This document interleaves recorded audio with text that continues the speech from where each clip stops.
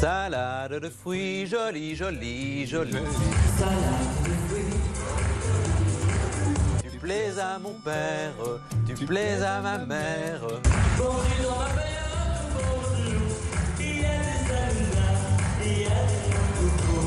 Bienvenue à tous dans les ch'tis de sortie, toujours confinés. Aujourd'hui, je vous présente le ch'ti Benjamin. Bonjour Benjamin. Bonjour. Tu es né à Béthune, tu as 17 ans, tu es en quelle classe? Je suis en terminale. Et ta passion, c'est Bourvil. Oui. Bon alors, c'est pas moi qui vais te jeter la pierre, parce que je suis fan d'Aznavour, de Marie Laforêt, de Guy Béard.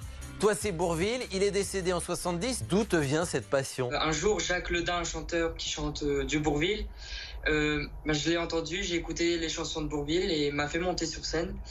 Et j'ai commencé à chanter du Bourvil et j'ai aimé ce style. Et donc cette vie de scène que tu vis normalement le week-end, je crois que c'est une vie cachée que tu ne dévoiles pas forcément à tes camarades de classe. Exactement, je reste un peu timide, on va dire, à l'école. Et le week-end, on s'évadait dans le Nord pour faire des spectacles et s'amuser. Question de honte ou juste parce que tu aimes bien avoir deux vies et bien séparer les choses? J'aime bien avoir deux vies, on va dire, être bien concentré à l'école, travailler sérieusement et le week-end me défouler. D'accord, ta vie dans le show business et ta vie à l'école. Oui. La tagadac tactique du gendarme.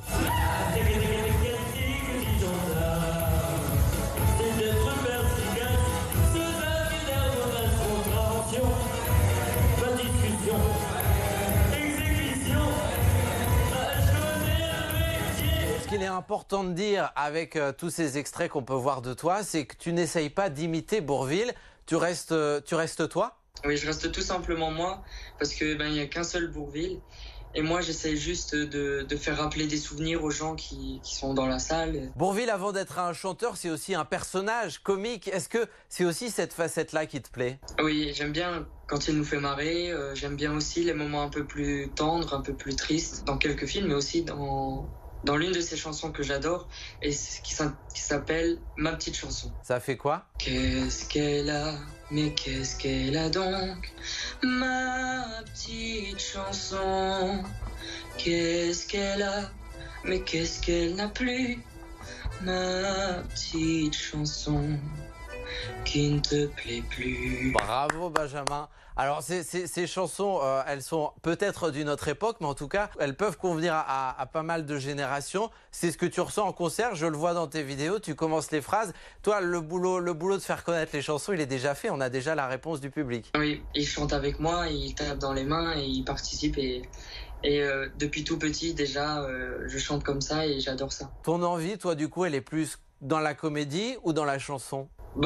Pour l'instant, c'est plutôt la chanson, mais quand je chante, bien sûr, on met des émotions et on fait un peu le clown, donc c'est un peu un mélange. Tout ça ne vaut pas.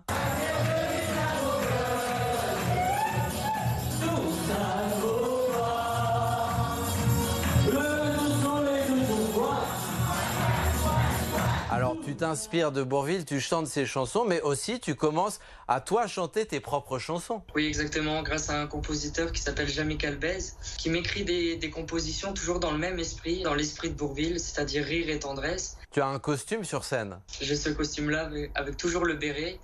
Les quelques centimètres qui manquent au pantalon. Ben, c'est la mode, hein. Oui. Allez Benjamin, comme chaque semaine, je demande à nos invités de nous donner leurs conseils culture pour s'occuper à la maison. C'est parti. Et on démarre avec une musique que tu souhaites partager avec nous et écouter pendant ce confinement. Alors, il est un peu plus jeune que Bourvil, mais pas tellement. Georges Brassens. Cette chanson-là, elle s'intitule Les copains d'abord. Les copains C'est une chanson d'abord. que quand j'étais plus jeune, j'aimais bien interpréter. Dans ma chambre, bien sûr. J'avais fait une petite vidéo avec une guitare où je faisais le clown, tout ça. Je trouve cette chanson assez drôle et qui rassemble un peu, on va dire, avec bien sûr Les copains d'abord, cette fameuse phrase. Ça t'arrive de chanter du Brassens ou un autre chanteur que Bourvil? Ça m'arrive, c'est assez rare. On poursuit avec un livre que tu nous conseilles de lire. Il s'agit de L'enfant de Noé d'Éric Emmanuel Schmitt. Qui parle d'un enfant qui est assez triste, on va dire. C'était pendant la Seconde Guerre mondiale. C'est un enfant juif qui malheureusement, pendant cette année-là, ses parents ont souffert.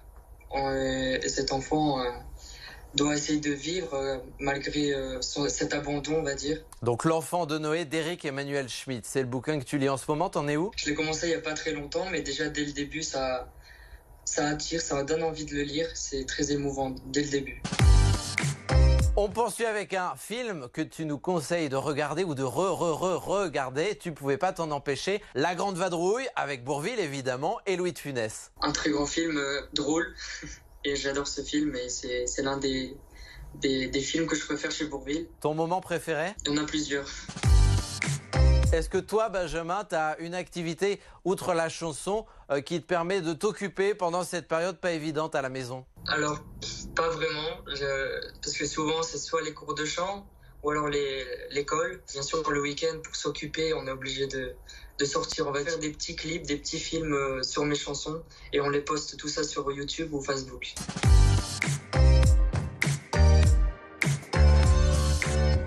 Allez, à moi de vous proposer quelque chose. On prend la direction d'un musée et pas n'importe lequel, le Louvre-Lens. Bonjour Virginie. Bonjour. Nombreux sont les musées qui se sont adaptés à la période en proposant des visites virtuelles et la visualisation de certaines de leurs œuvres en ligne. Vous allez beaucoup plus loin au Louvre-Lens en proposant le retour de l'art vivant aux côtés de vos œuvres, de la danse, notamment avec la première édition du festival La Beauté du Geste. Il devait avoir lieu en mars et en public. Il a finalement lieu en ce moment, tout le week-end, virtuellement. C'est ça, une visite dansée. On va vous faire découvrir 3 œuvres de la Galerie du Temps. Vous assisterez également à la performance d'un danseur qui s'appelle Cyril Vialon, qui est un danseur de la région, avec cette petite particularité qu'on a voulu mettre en place, de vous challenger un peu, de challenger nos publics par un défi. Donc Cyril nous montre quelques petites inspirations et puis ensuite, chez soi, on peut tout à fait essayer de faire une petite chorégraphie qu'on peut envoyer sur les réseaux. Vous allez participer? Je vais essayer peut-être.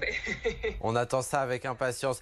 Et donc autour de l'exposition Soleil Noir également? Oui, alors on avait invité le chorégraphe Sylvain Groux, qui est directeur du Ballet du Nord à Roubaix. Donc on a fait le choix plutôt de faire un film, un petit court-métrage. Et avec ces 3 danseurs, ils ont vraiment investi l'exposition Soleil Noir, qui est complètement endormie. En ce moment, il y a des œuvres qui sont couvertes, qu'on ne peut pas voir. C'est absolument incroyable. Le film est vraiment très très beau. Tout ça est à retrouver sur vos réseaux sociaux.